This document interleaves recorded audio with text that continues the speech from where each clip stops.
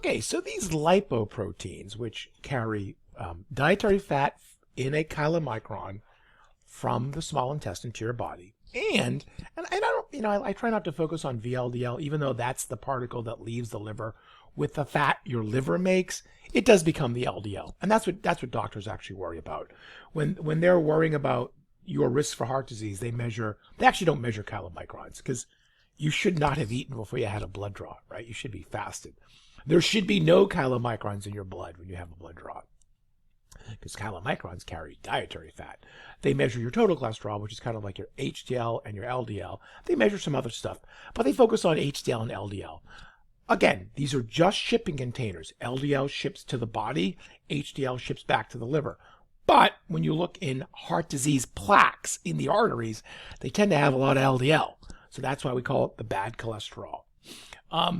So how can you eat in life that would make trying to get my picture here so it doesn't mess everything up, that would make your life better? Let's see if I can put my picture over here. Here we go. So we are trying to eat in a manner that won't raise these bad cholesterol particles.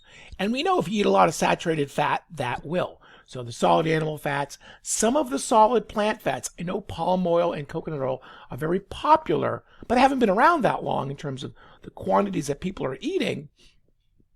And they do raise your bad cholesterol.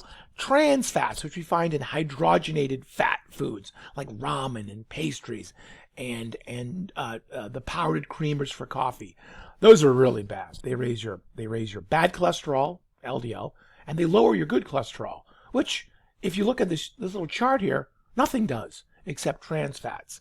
We like you to have your essential fats, the omega-6s and the omega-3s. Omega-6 fats like corn oil, soybean oil, that's where you find your omega-6s. Those generally lower your bad cholesterol. The omega-3s also lower your bad cholesterol, so that would be canola oil, eating fatty fish, flaxseed or flaxseed oil, walnuts, but they also raise your good in some folks. So your goal is to try to eat as much plant fat as you can that's not solid, like coconut and palm. Try not to do that from oils. Try to get it from the actual foods, the walnuts, the flax, the avocados have omega-6. And if you can choose, like fish, the fatty fish, which has the omega-3s. When it comes to cholesterol, the actual stuff that's in eggs and in shrimp and in a serving of liver, that's not really raising what we call the bad cholesterol, right? That's just a molecule that has a crazy shape that I said in the other video I probably couldn't draw if you were going to give me $1 million. So if you want to eat an egg a day or 1.5 eggs a day or 1.5 egg yolks a day, it's not going to raise your LDL. We worry about the saturated, mostly animal, some of the plant, coconut and palm, and of course the trans fats. And you can find this in the slide, basically. And same thing, focus on, oh, there we go. Okay.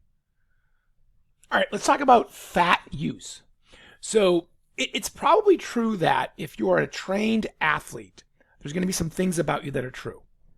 You have bigger lungs, which means you can push more oxygen into your body. You have a stronger heart, which can pump that blood with oxygen around the body.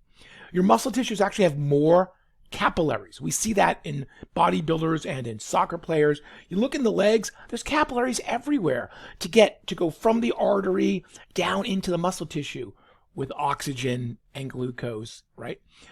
Even muscle cells in a trained athlete, there are more mitochondria for taking in oxygen and fat and glucose and converting it to ATP, CO2, and H2O.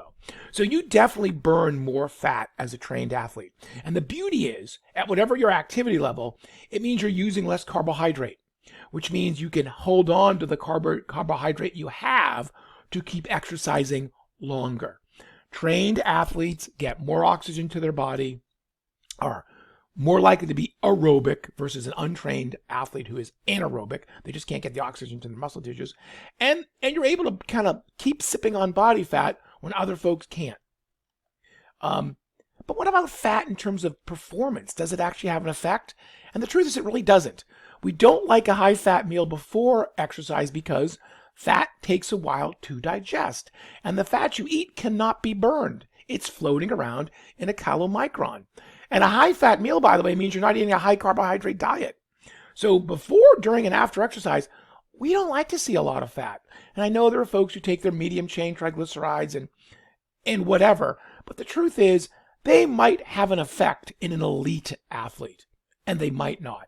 Our textbook is pretty clear about that. The evidence is mixed.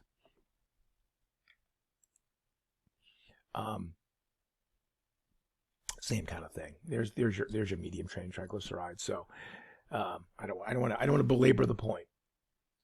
For most activities, you focus on fluids, carbs before, during, and after. After you start adding your protein, you start adding your fat. But remember, there's the window, and the window following activity is the best time to eat, digest, ship, and store carbohydrate as glycogen. If you eat a high fatty meal, you'll mess up the window. Here you go, right? Right. Fats can interfere with carbohydrate and protein absorption. So on the ride home from 24-Hour Fitness, the banana, the Jamba Juice, then have your spaghetti with your Alfredo sauce when you get home. Is that it? That's it. Okay. So that's not bad. Now, if you go into Canvas, there is some information in there on inflammation, because there is, we do want you to worry a little bit about heart disease. And while we do focus on LDL, which tends to be in those plaques inside your artery, if you look in those plaques, it's not just LDL. There's also white blood cells. And so the idea is that if you can maintain a healthy LDL level, I have that number somewhere, right? Keep your LDL below like 100 or 160, and don't have inflammation going in your body, which is like your immune system attacking yourself, you can lower your risk of heart disease. Now, the reason why I teach inflammation is because for this class is you should just know it. You should know that inflammation is part of the heart disease process. And while we focus so much on our bad cholesterol, that's not the whole story. Okay, that's it for my fat lectures. These are longer than normal. It's a ton of material. It's complicated to look at. It can scare people with no chemistry background. And so I hammer away on these, and I try to talk about the shapes and the bend, the monounsaturated, the polyunsaturated. And it's what is necessary for this chapter. So I guess I apologize for their length, but this is what's necessary for the fats chapter. In my nutrition classes, online, those lectures are all so long, my video lectures, there's nothing I can do about it.